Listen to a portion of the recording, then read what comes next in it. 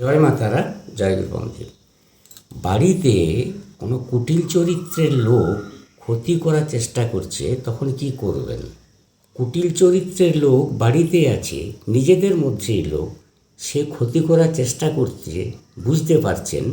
মঙ্গলবার দিন সকালে কাঁচা হলুদের গাঁট কোমরে বেঁধে রাখুন, কাউকে কিছু না বলে।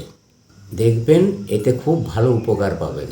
যদি পিতামাতার শরীর নিয়ে চিন্তা থাকে, বুঝতে পারছেন পিতা বা মাতা অসুস্থ, পিতা ও মাতা কোনো রকম অসুস্থ হয়েছে, রোগ ভালো হচ্ছে না, তখন কি করবেন?